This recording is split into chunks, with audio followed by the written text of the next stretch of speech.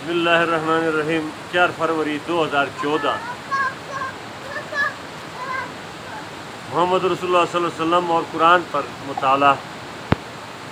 محمد صلی اللہ علیہ وسلم اپنے متعلق اور اپنے نسب کے متعلق فرماتے تھے، مجھے اللہ رب العزت نے بہتر مخلوق انسان میں پیدا کیا، پھر انسانوں کے 2 گروہ عرب و عجم کو پیدا کیا، پھر مجھے بہترین گروہ عرب میں پیدا کیا، پھر اللہ جل جلالہ نے عربوں کے کئی قبیلے بنائے تو مجھے بہتر قبیلہ قریش میں پیدا کیا، پھر قریش کے کئی گھرانے میں بہترین گھرانہ ہاشم میں پیدا فرمایا۔ میں ذات کے اعتبار سے بھی بہتر ہوں اور خاندان کے لحاظ سے بھی تمام لوگوں سے بہتر ہوں، اس پر میں تکبر نہیں کرتا۔ آپ صلی اللہ علیہ وسلم کو قیامت میں عرش کے دائیں جانب کھڑے ہونے کا اعزاز نصیب ہوگا، یہ مقام اس کے سوا کسی دوسرے مخلوق کو نصیب نہ ہوگا۔ اولاد آدم علیہ السلام میں اللہ کے ہاں سب سے زیادہ مکرم محمد صلی اللہ علیہ وسلم ہے، یہ ترمذی کی حدیث کا مفہوم ہے۔ جو شخص اب قرآن کے مطابق جو شخص قرآن کو دل کے آنکھوں سے پڑھے گا، اسے اللہ جل جلالہ کے کمالات، جمالات، احکامات، علوم، افعال، انوار، عجائبات، دبدبہ، عدل اور اقتدار ظاہر ہوگا، اور فصاحت، بشارت، حکمت، ہدایت، بلاغت، طاقت، پاکیزگی، لطافت، طہارت، شرافت، صداقت، جنت اور رحمت نظر آئے گی۔ جو کچھ قرآن میں ہے سب نظر آئے گا۔ قرآن ایسی مقدس چیز ہے جس کو اللہ جل جلالہ نے تخلیق نہیں کی بلکہ اللہ کے اندر سے نکل کر آیا ہے۔ یہ قرآن پاک جو ہے یہ اللہ کی ذات کے اندر سے نکل کر آیا، یہی ایک چیز کائنات میں اللہ کا کلام ہے۔ قرآن اللہ جل جلالہ کی تصنیف ہے، بطور معجزہ تا قیامت موجود رہے گا۔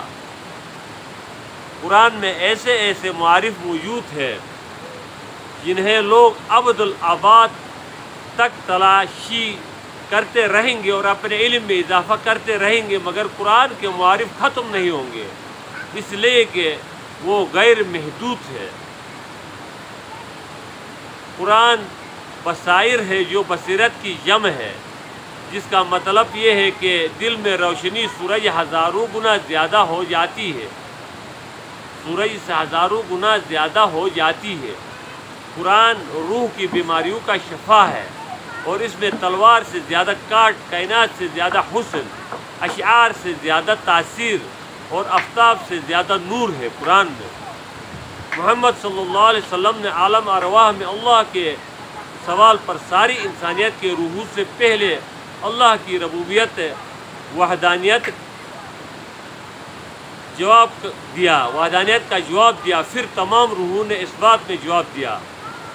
خصائص الکبریٰ کتاب میں یہ نقل ہے۔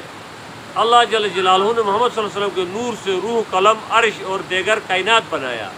آدم علیہ السلام کے پیدا کرنے سے 14,000 سال قبل خدا کے حضور ایک نور تھا، وہ محمد صلی اللہ علیہ وسلم تھا۔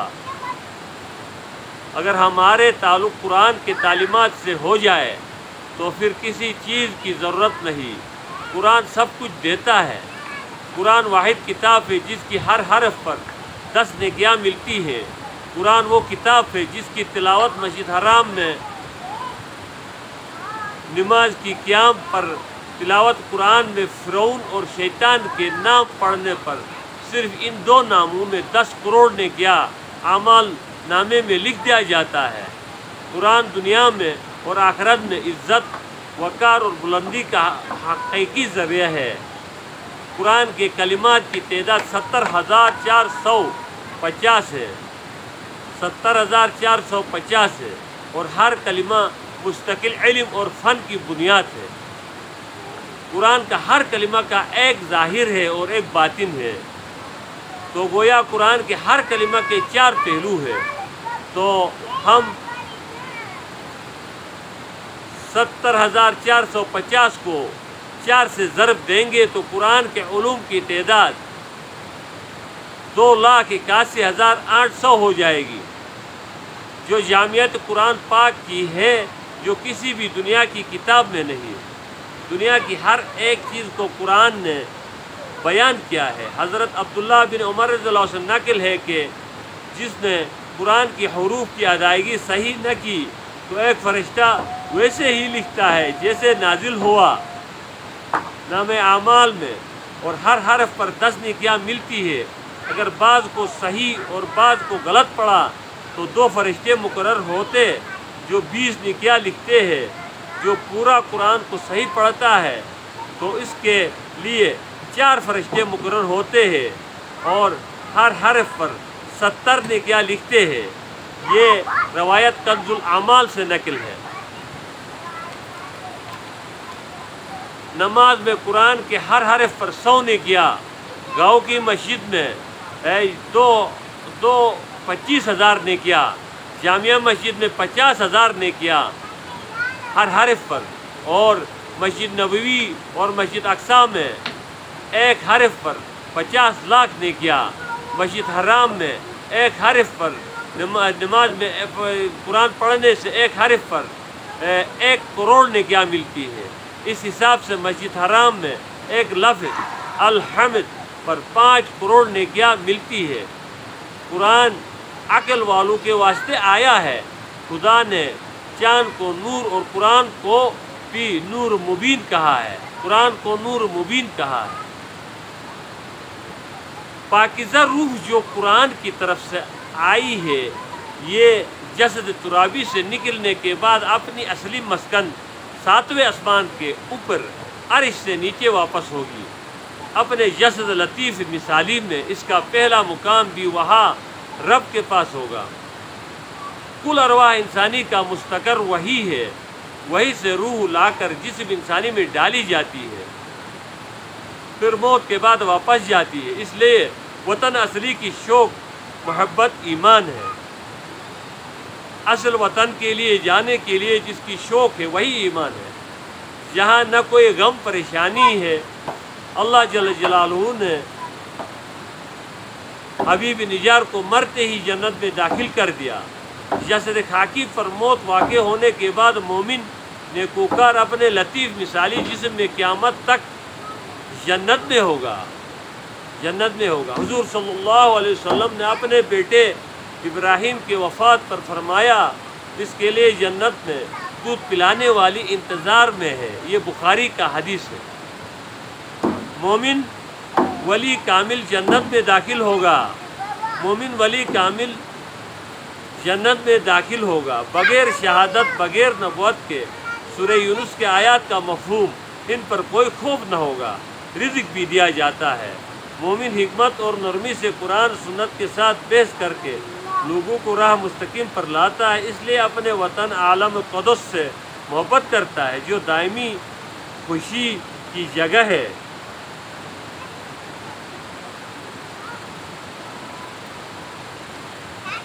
جو خدا سے نہ مانگے اس پر خدا غضب نازل کرتا ہے، جو خدا سے نہیں مانگتا اس پر اللہ غضب ہوتا ہے۔ روح جو ہر نوری ہے، روح جو ہر نوری ہے، اس کو اللہ جل جلالہ نے اپنے امر کن سے پیدا کیا ہے۔ ہم سمجھنے سے قاصر ہے کیونکہ خدا نے علم تھوڑا دیا ہے۔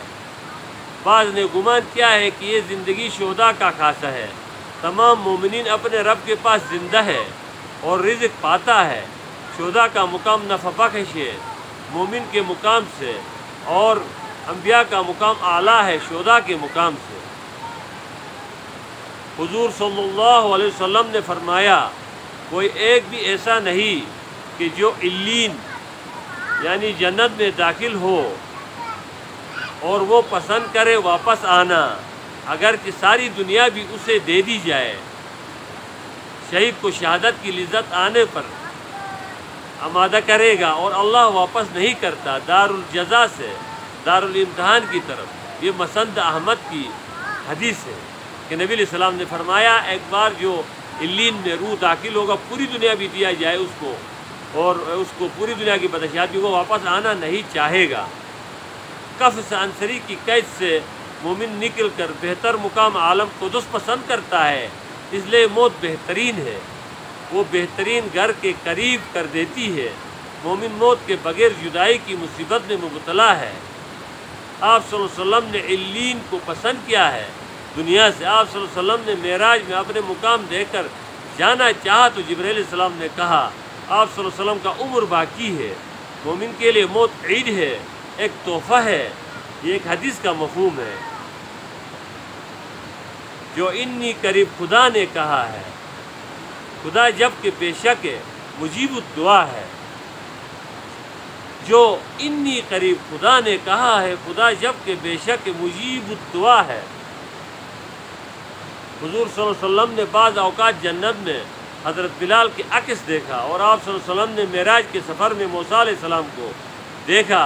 وہ چھٹے آسمان پر تھے، روح عرش کے نیچے خاکی بدنوں کی سی لطیف بدنوں میں، چہرے 14ویں چاند کے مانند، ان کا جمال حوروں کی دلوں کو کھینچتا ہے۔ کافر سجین میں داخل ہوگا، موت کے بعد اور حشر کے بعد جہنم میں ہمیشہ رہے گا۔ انسان با اعتبار ذات نہیں مرتا، اور جو قبر میں ہوتا وہ زندہ نہیں ہوتا۔ اللہ جل جلالہ حشر میں زندہ کرے گا۔ انسان کی دو موتیں اور دو زندگیاں ہیں، دار فنا سے دار بقا کی طرف جانا ہے۔ مجازاً موت واقع ہو سکتی ہے، حقیقی ذات سے وہ اپنے رب کے پاس زندہ ہے اور وہ رزق دیتا ہے۔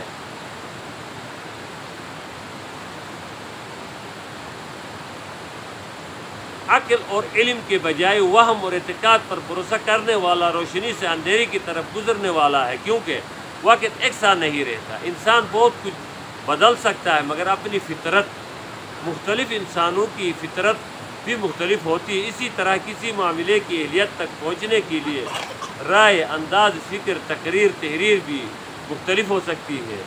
غیر جانبدارانہ اور حقیقت پسندانہ رائے اور تحریر اور تجزیے اپنے آپ کو خود اپنی سچائی کی وجہ سے منوا لیتے ہیں۔ آپ برا سوچیں گے تو ایک دن اس کی ہی بارش آپ پر برسے گی، اس لیے تنہائی میں بھی برا نہیں سوچیے۔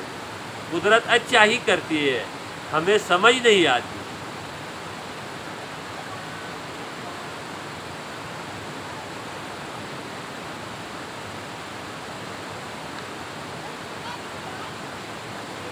والسلام۔